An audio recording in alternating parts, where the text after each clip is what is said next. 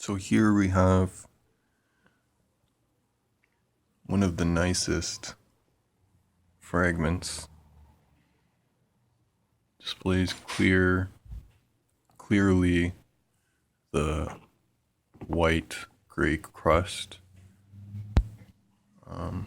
that is alleged to be apparent on a sedimentary meteorite. You can see here this crust is clearly white. There are red veins that go through here that look like this underneath. It goes quite deep into the stone, about 2 centimeters.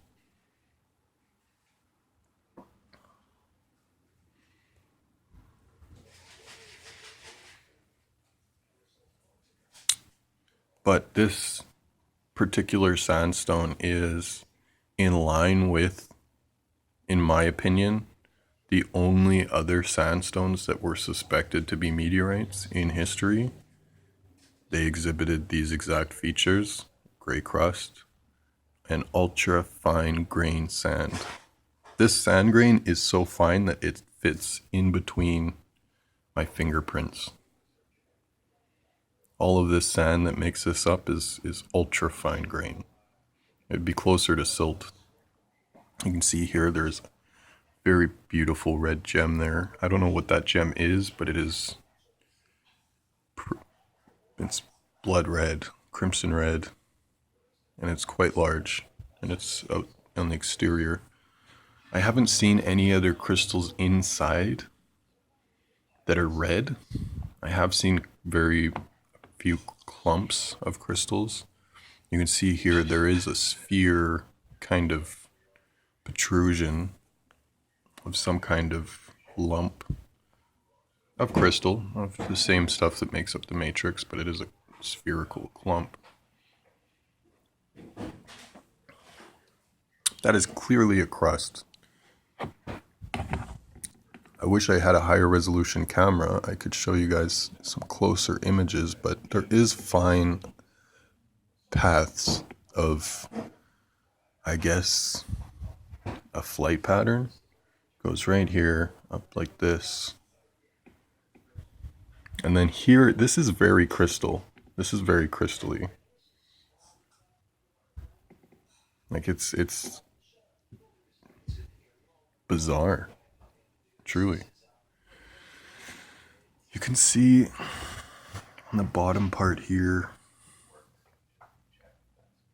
there is a kind of accumulation of some kind of melted material that leaves a very clear pattern as well. This goes this way.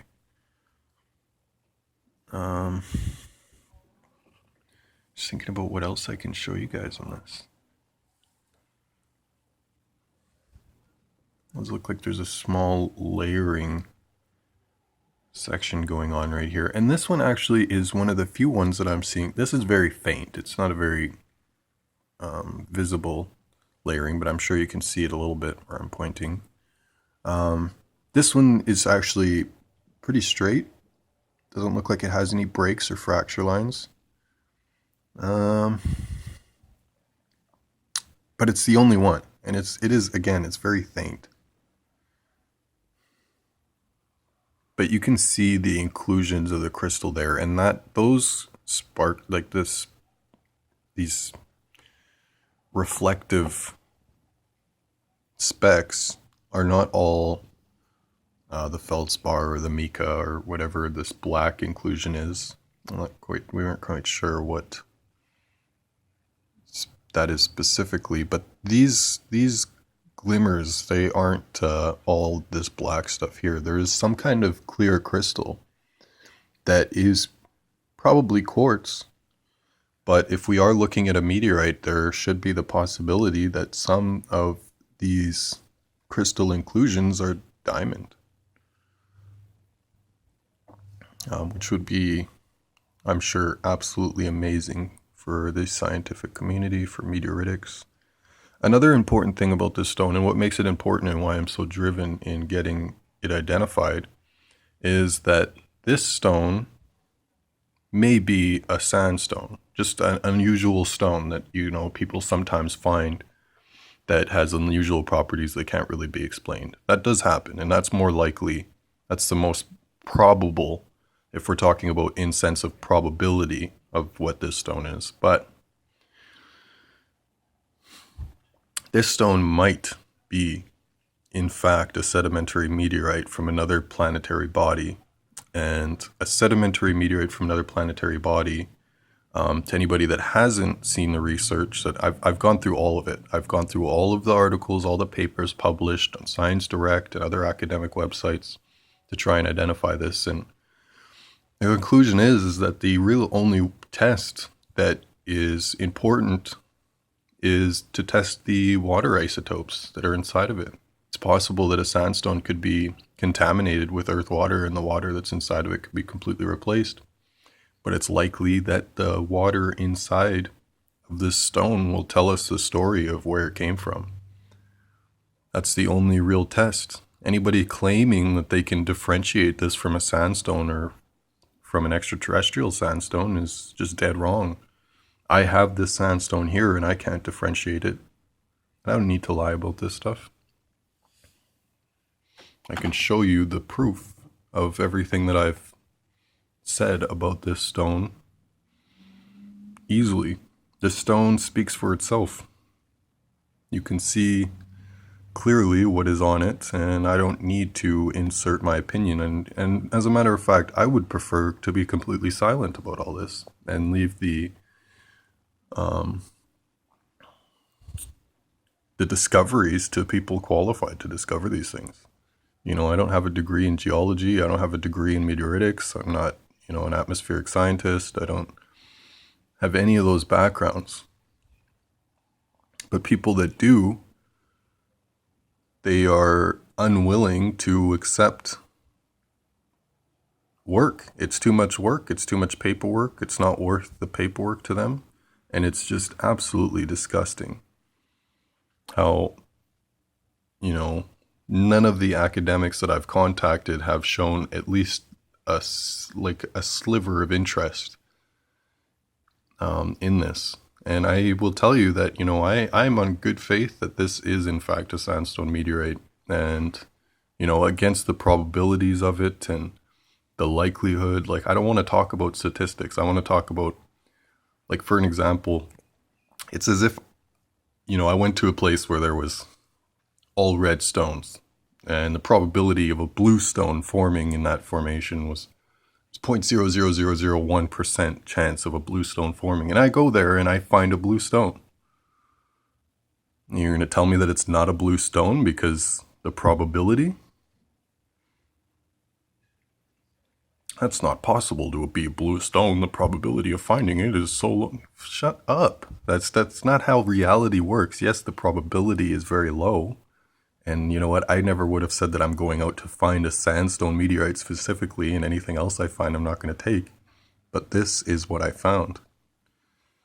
In a hot spot, in an area where meteorites were expected to be dropped. And, the Canadian Shield is a very dense bush. It's a very difficult to read terrain, and it's not as straightforward as going out to a desert and combing the desert. So I am not surprised that, a meteorite like this could hide in that terrain for quite some time.